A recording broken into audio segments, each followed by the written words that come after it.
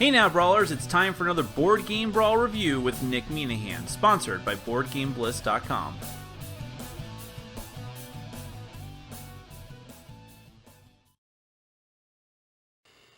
Hey peoples, today we're going to take a look at Into the Echoscape from Psychopathic Records.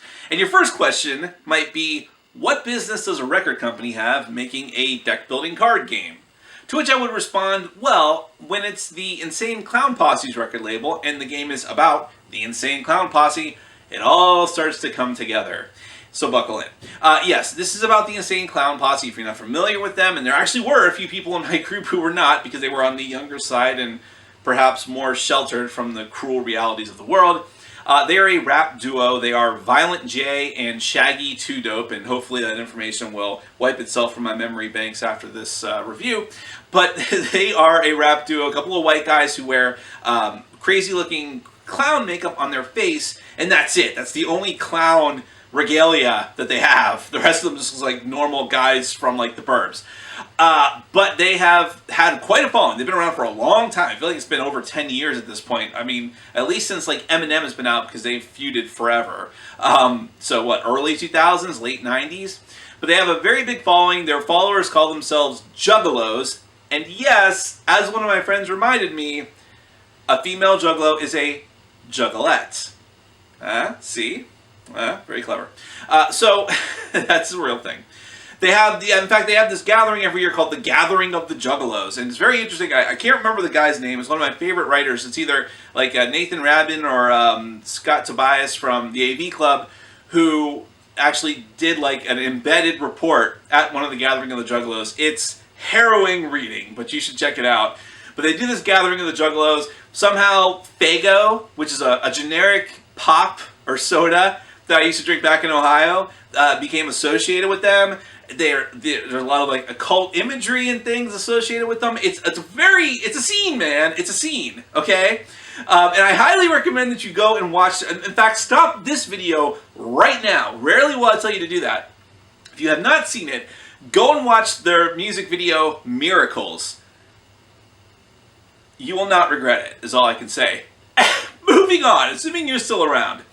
This is a deck building game, and this is a deck building game in this style of Ascension or the DC Comics deck building game with a rotating lineup of cards coming out of a main deck, and you're using currency, which in this case is Karma, in order to purchase cards that are emblazoned with the imagery of Insane Clown Posse. It uses like a real-world, photorealistic style of artwork, and some of the cards you're buying are like Juggalos and other people associated with the Insane Clown Posse, like friends and other musicians associated with them that tour with them. But then there's also demons and fiends and testicles that look like people. Yeah, okay, that's where we're at. So let me go ahead and give you a brief look at how the game is played. Then we're going to come back. I'll let you know what I think.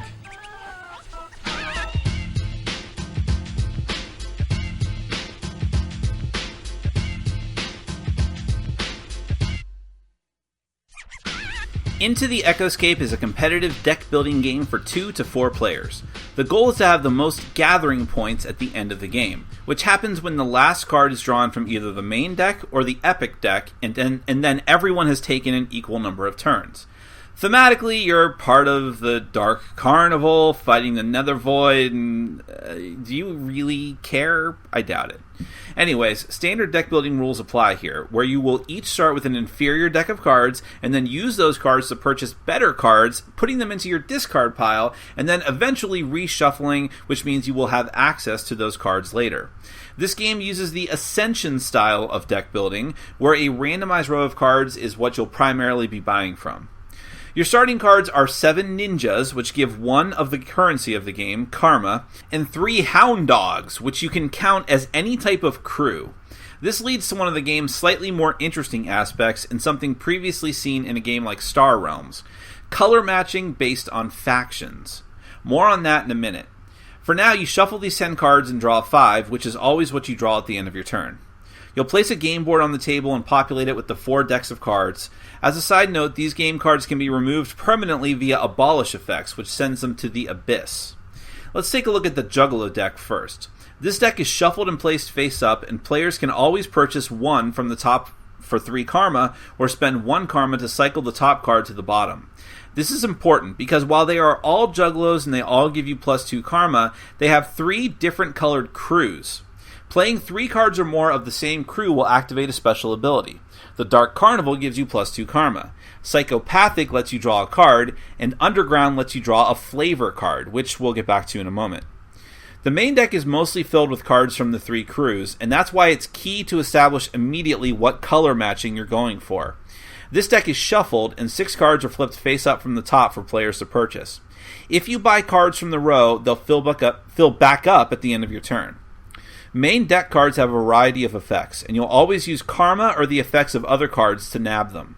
Many of them have dramatic powers like Stomp, which can be used to counter a card, and Shield, which can protect from Stomp. Some cards have more than one effect, and you choose which one you're actually going to activate when you play the card. All of the cards are worth glory points for the end game. Instead of using your karma to purchase main deck cards, you might make a run for the epic cards.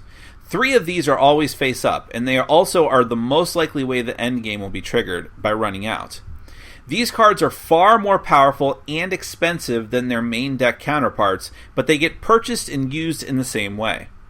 Alongside the crew cards, you'll find items, which are purchased and played like other cards, but afterwards they will stay in play.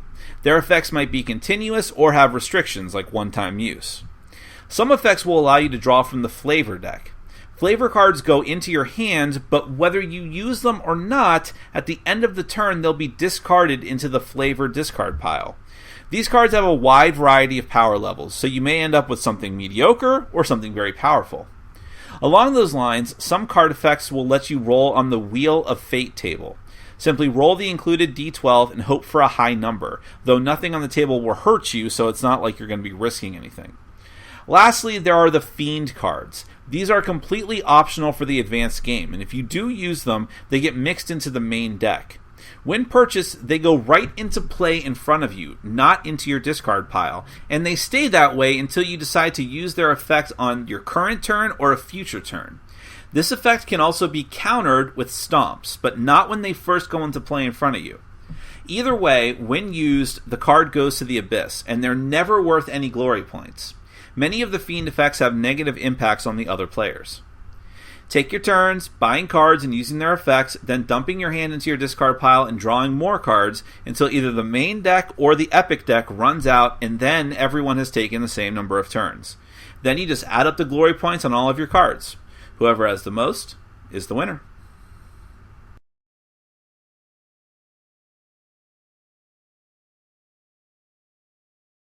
Okay, I'm going to preface this review by saying that I had a lot of fun in the intro, and when I was playing the game with people who did know who Insane Clown Posse was, it was very funny, recounting all the different things we saw in the memes and videos about them online.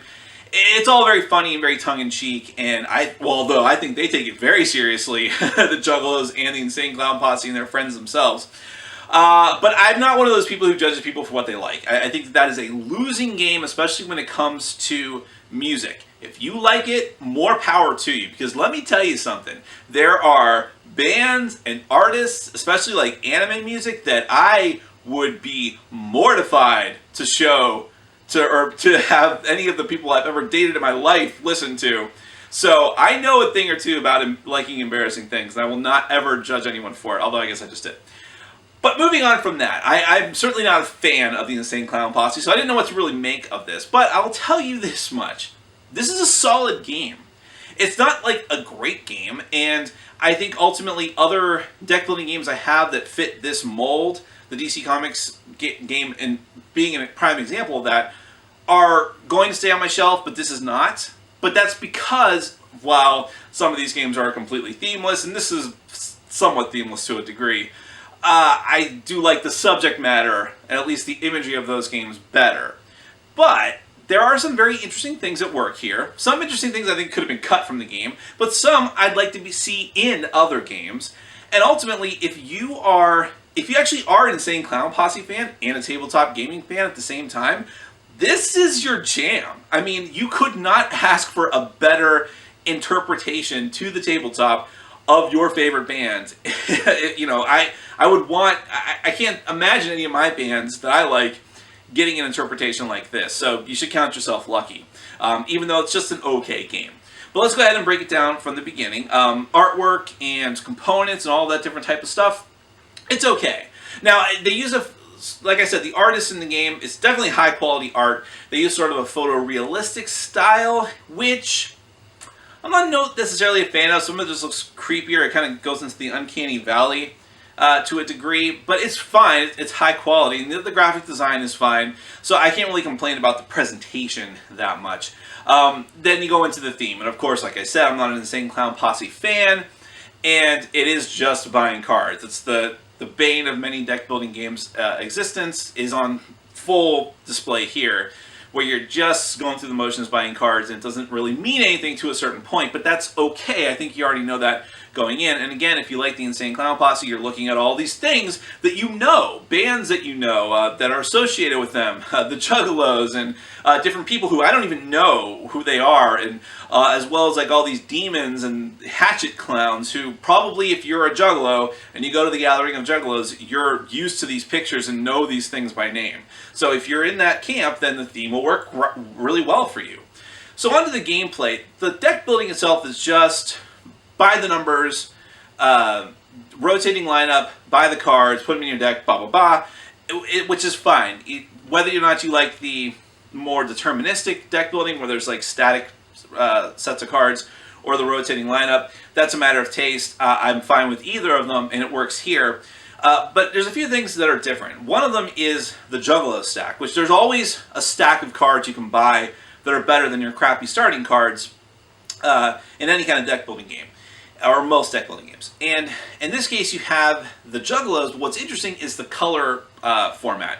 So what the red, the blue, or the red, the green, the yellow, and they can influence. The more you play of them, if you get the color match going, you get special abilities depending on which color you have matched up. And I found that very interesting. It's very simple, and it also reminds me of Star Realms quite a bit.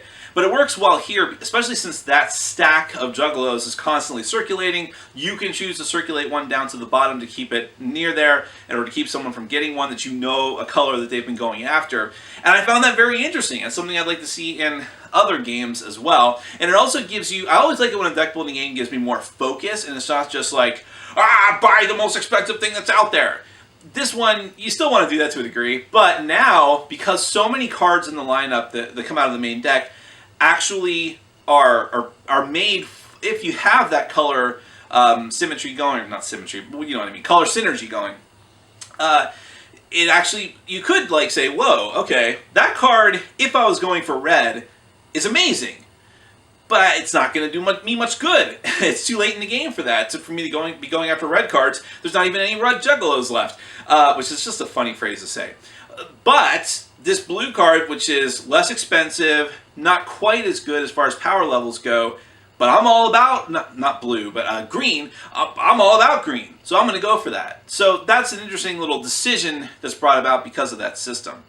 I like the epic cards. Now, you can say that the epic cards, since they're a timer for the end of the game, one of the timers for the end of the game, is kind of like the supervillains from DC Comics, but they're not like hitting everyone with first appearance attacks. They are really powerful things. So that's not a drastic rules change, but I do like them. I do like that their powers, which are really game changing. One thing I don't like in the game are the fiends, which is totally optional. You don't have to play with them. It's very easy to not play with them. But we wanted to try it because it is a new thing, and nobody wanted to mess with them. They're not all that good. They also have more screw you elements than the rest of the game, like to screw over the other players, and no one really wanted to play that way. You might be different, but even if you are that way, they're not powerful enough to really merit going after as opposed to the other cards. So I would play without them. That's one thing they could have really shit-canned and no one would have really cared. As far as the flavor, that one, which is the some cards let you draw flavor, and you roll a die and hope that you get something good, and you choose to draw flavor, and all these different types of things. There's a whole system. It's good in theory, but like the idea of, I'm going to go for a random card and hope it's really good, and it might turn out to just be as good as if you had just done your other color match or whatever the case might be. I like that in theory. It could have worked. It's just not very interesting here because the results aren't as drastic. I even would have liked it if there were a few cards in there that were terrible, that actually would have impeded your ability to win the game, but in exchange for that, you might have drawn something amazing. So if you're going to go with that, go full bore with it. This kind of like wishy-washy, I might get an extra karma, didn't really work for us, but it's a good concept in theory. So where all this leads us to is that it's a more than adequate deck builder. And if you like the Insane Clown Posse, you should be all over it. You should already have this thing. It is surprisingly expensive, though. I'll warn you about that. With the things I won't do for my audience. However, again, solid Ascension-style deck building. It's a couple of interesting ideas, a couple of ideas they could have done away with, and decent presentation overall. So I can't believe I'm saying this, but the Insane Clown Posse deck building board game is okay.